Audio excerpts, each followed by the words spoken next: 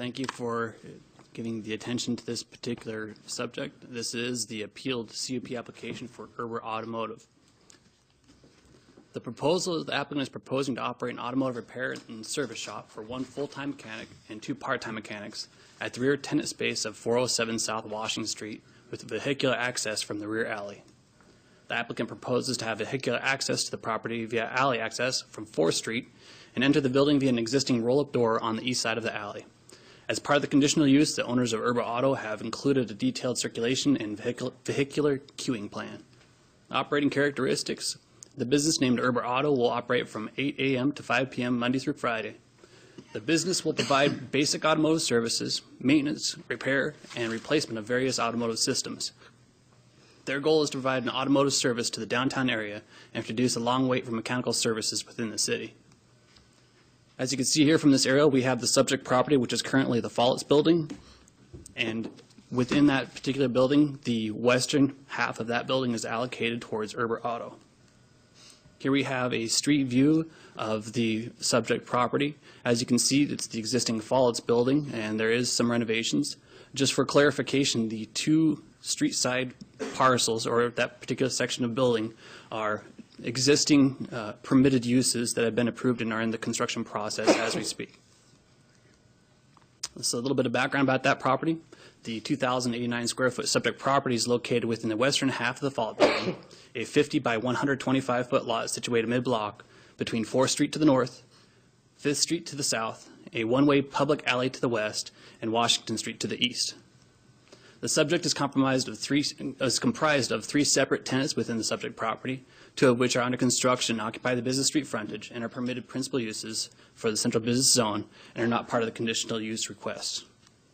The tenants include a counseling center to the northeast, currently undeveloped space approved to be a martial arts studio to the southeast, and a separated common hallway between the two spaces that leads to the proposed use and discussion. Erber Automotive will not be located to the rear, will be located at the rear of the property on the western half of the building. Adjacent property is also located within the central business zone, and the uses include professional offices in the police department to the north, the post office and federal offices to the east, mixed-use retail, residential, a local gym, and an art gallery along the main street to the west. As you can see here is the detailed floor plan of the subject property, highlighted in red. You can see the common hallway separating the north and south businesses along Washington Street. And just on the edge of the screen here, you can see the roll-up door, which would be the access to the northwest of the parcel. Taking a look at zoning, the subject property is located right in the middle of central business zoning. All other properties within the general vicinity of this area are also central business zone. To identify a central business zoning district, the intent is the principal purpose of the central business zoning district to provide a location for groups of compatible commercial uses having a common characteristic of not involving more than the incidental and minimal assembly, fabrication, or storage of commodities. Permitted uses include repair shops for commodities such as household appliances, bicycles, and shoes. And conditional uses include gasoline service stations and car washes. These uses shall be subject to a detailed view of traffic and circulation plans. Limitations on the uses include operations conducted on the premises shall not constitute a nuisance beyond the property lines by reason of smoke, fumes, odor, steam, gases, vibration, noise, hazards, or other causes. So looking further into the definitions, the definition of a conditional use is a permitted use in one or more zoning districts as defined by this zoning code, but which, because of characteristics peculiar to such use, or because of size, technological processes, or equipment, or because of the exact location which reference to the surroundings, streets, and existing improvements, or demands public facilities, require a special degree of control to make use consistent with and compatible to other existing permissible uses in the same zoning district. So taking a look at some of the definitions, automobile service station. During the initial hearing process for the Board of Adjustments, this was one of the most contentious issues as far as the definitions. We go look at the city code as far as definitions of automobile service station, and it tells us to see gasoline service or gasoline station definitions. Definition of a garage or a public garage would be a building or a portion thereof designed and used for the storage, rental, repair, or servicing of motor vehicles or boats as a business. Gasoline service station, as referenced by automobile service station, states that any area of land including the structures thereon that are used for the sale of gasoline or other motor fuels, oils, lubricants, and auto accessories, and which may or may not include washing, lubricating, or other minor servicing, but no painting operations. And again, we look at the overall definitions identified as far as a repair shop. There are no clear definitions within our zoning that define what a repair shop is. It just makes mention of. Section 11-9, authorized uses. The question whether a specific use is encompassed by a listed use shall be the subject of the zoning administrator's reasonable discretion. So looking at all these definitions, these are all definitions defined in various zones within the Moscow city limits. The question in subject was, where do we define an automobile service station versus a gasoline service station? So as we look at access from the subject property, primary access and parking areas within one block of the area, we have primary access from northbound State Highway 95, which identified in this case as Washington Street, westbound onto 4th Street without connectivity to Main Street, southbound onto the one-way paved alley, and east and westbound on 5th Street. Let's take a look at the secondary vehicular and pedestrian access. This is a shot from the south end of 5th Street looking north up the alley. We have alley access for vehicles in and out of the shop, as well as a one-way alley. We have 3-hour parking from 8 a.m. to 5 p.m. for tenants and customers only. We also have in the adjoining site 2 ADA stalls to the north and on 4th Street in front of Opportunities Unlimited. We also have overnight parking, which is only permissible in designated areas after 5 p.m. And here we have the regulated downtown parking zone. The areas in green indicated are overnight parking after 5 p.m. with normal parking for 3 hours regulated. We also have the orange, which indicates the 3-hour parking zone, the red, which indicates no parking zone, and then the purple that indicates the 3 a.m. to 8 a.m., which is a no parking zone. So again, and finally, for the secondary and vehicular pedestrian access, we've identified areas within the alleys as temporary loading, which is permitted. So again, this is taking a look at the overall site plans as far as it's permitted. The general access is from Washington Street to the right, or which would be to the east. That's the primary ingress and egress for pedestrian and foot traffic. No other access would be to the subject property for customer use, essentially wouldn't be permitted with the exception of that east access.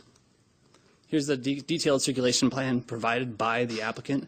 The original applicant, the areas indicate the overall circulation plan. Again, as discussed before, northbound on Washington, westbound on 4th, down the alley, and then egress is indicated in the yellow as the customers would come through. The applicant also included a parking agreement with the Corner Club. They had come up with a written agreement to identify off-street parking for staging of vehicles within the triangular unpaved surface next to the Corner Club. The written agreement indicated that they were going to provide for 4 separate parking areas for the staging of vehicles. And as indicated here, this is a close-up of that particular area. As well as during the actual process for, after the meeting from the chief of police, they indicated that they also had other areas of parking available. Chang Sing, actually, they have 2 more allocated parking spots. So during this whole process, the applicant actually had some clarifications before the board from the time that the application was published to the Board of Adjustments to the time that the actual hearing was conducted. So there was some clarifying remarks that were derived from multiple meetings. Okay, a question. I'm going to stop you right there, Sure. Ryan. So the clarifying comments were made during the Board of Adjustments hearing, correct? Correct. Yes, okay. I wanted to make sure everybody understood that. That's correct. Right. So the detailed circulation plan as applied in the application packet had been changed based off of a dialogue with city officials as well as with local businesses as far as coming up with parking agreements. Yes, Mr. Mayor, may I follow up on your question? Sure. Conversation with the chief of police, it occurred at the public hearing? The conversation with the chief of police, with the applicant, is that what you're referring to, sir? You made a reference a couple of paragraphs ago that someone had met with the chief of police and he had made some other comments possibly, and the Chang Sing parking came up at that time. So was that at the public hearing? The public hearing was separate from the comments from Chief Fry. Actually occurred the day before the public hearing. Chief Fry was out of town at the time the applicant had put in the submittal, and so there was some some details that hadn't been discussed with the chief as far as how the applicant and the chief had a chance to talk about the circulation patterns. So after that, I can definitely invite the applicant to come up and discuss what was. Well, the point, I think the point that Walter wanted to ask, was that discussed or not discussed during the public hearing? As far as The yes, question when he asked you. yes, it Is was that discussed. what you want to know? So the discussion was with the chief, but the information was brought up at the public hearing. That's correct. Public hearing, It that's just- the point. Okay, That's thank what I you. thought. That's how I understood it, too. It wasn't necessarily disclosed in the initial time of the application that was published. So, but yes, everything was disclosed after and prior to the meeting. So. Okay, go ahead and continue, Okay. Ryan. Thank you. So we have Public Works feedback. This is from the Public Works Department. The lack of private parking may prove challenging for this type of use in the downtown business district. This is a common situation in urban centers and therefore is not an unusual condition for a new business downtown. The availability of public parking will vary based on location, time of day, day of the week, and time of the year. 3-hour parking restriction zones and areas where overnight parking is available or permitted. The use of public parking will be subject to the parking enforcement regulations, as is the case with all other downtown uses that rely upon public parking spaces. Police Department feedback. Chief Fry has expressed concern that the normal businesses of vehicles going in and out of the mechanic shop will cause a disruption to the police department's ability to respond to the emergency calls for services as well as conducting normal business. This also includes an undue risk of officers having to back up in emergency situations where the alley is blocked. The police department experiences difficulties getting out onto Washington from 4th Street during high traffic times, and the alley is their only other option. And limiting the access to the alley is already a concern issue with the buses directly across from the police department. Moscow Police would not be in favor of limiting emergency access down the alley to the south for the police personnel. This is the city attorney's interpretation of the subject. We have a comment that was included into a memo in which states, a gasoline service station as defined under this code includes automotive oil change businesses.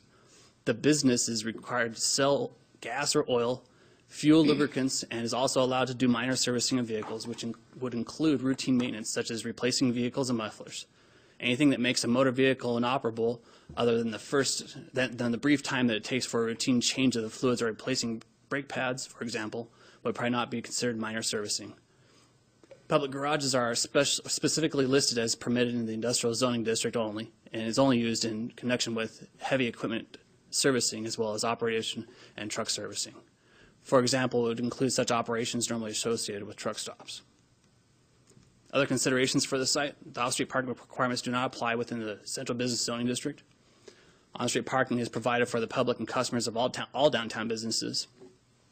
And the city of Moscow does not provide assigned parking in on-street parking areas. Public Works is a detailed right-of-way use permit that would allow a temporary closure of an alley, street, parking stall, or sidewalk to protect the safety and welfare of the public, assemblies, parades, or while the premises is under construction or maintenance. More about the background: the Board of Adjustment conducted a public hearing on February 7th, 2017 regarding Erber Automotive and denied the CUP application based upon relevant criterion standards, criterion number 1. The proposed use is not a conditionally permitted use within the zoning district. After deliberation, the Board of Adjustment answered criteria number 2 through 7 affirmatively and determined that the proposed use was not a conditional use within the central business zone, thus denying criterion 1. And within the packets, there's quite a lengthy response as far as criterion 1. I welcome anybody within the public that is not familiar with this. It is available on the public records. But in the sake of brevity, to go through the key points, criterion 1 essentially determined that the proposed use is not conditionally permitted within the central business zoning district.